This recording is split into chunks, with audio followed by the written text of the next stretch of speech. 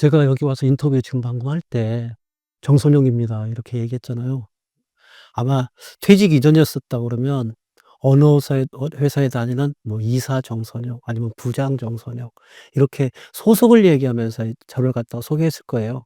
근데 지금은 그냥 정선영입니다. 그러니까 제 이름 석자로 살아가는 삶이 퇴직 이후의 삶인 것 같아요. 그래서 저는 이 부분들을 이렇게 설명을 하면은 쉽게들 이해하더라고요. 퇴직 전에 직장 생활할 때는 축구 같은 단체전이고요. 퇴직 이후에는 개인이 할 수 있는 개인 종목인 역도 같은 개인전인 것 같아요. 그래서 직장 생활할 때의 모습을 갖다가 축구 같은 단체전으로 딱 비교하면 정확할 것 같고요. 그리고 그 이후에 이제 퇴직한 이후에는 개인전이라고 보시면 정확하게 표현이 될 것 같습니다. 그래서 제가 가끔가다 손흥민 얘기를 가끔 해요.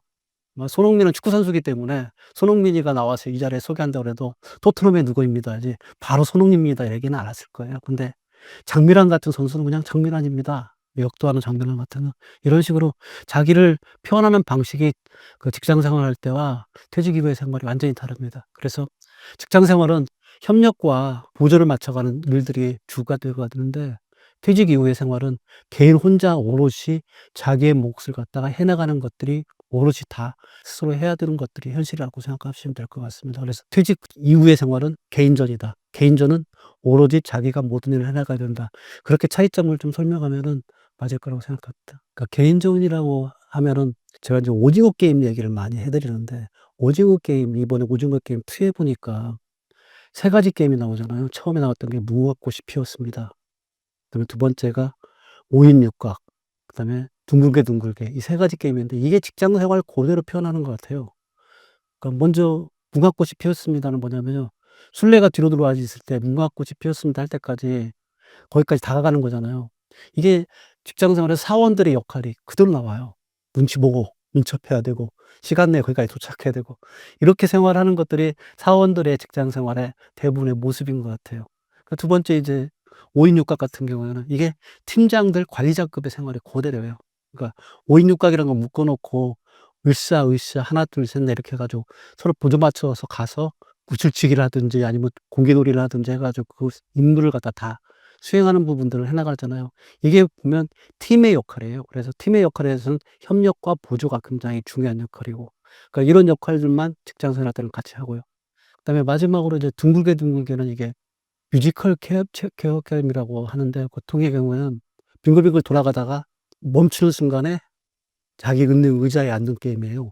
근데 거기서 인제 오징어 게임에서는 방인을 나왔는데 이게 뭐냐면 임원의 방식하고 똑같아요.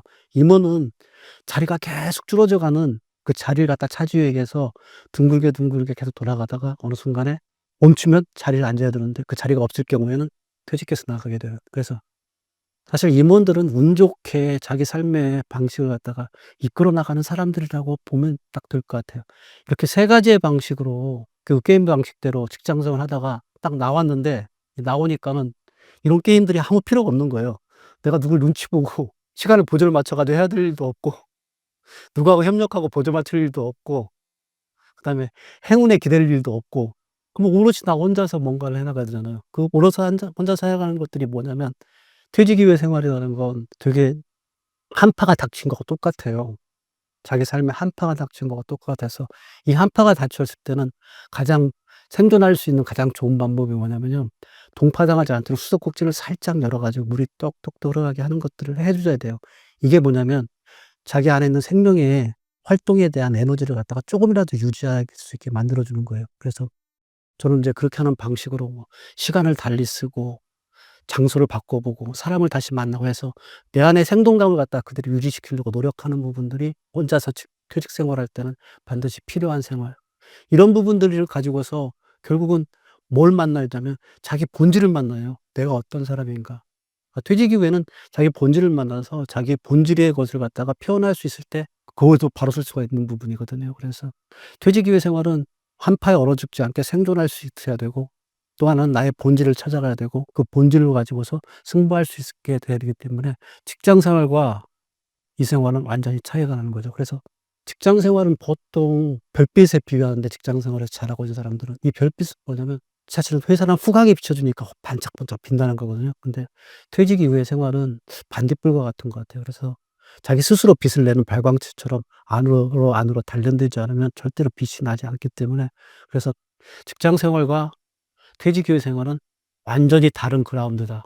그래서 이 그라운드에는 직장 생활에 잘했던 사람이라도 퇴직 후에 결코 잘할 수는 없다.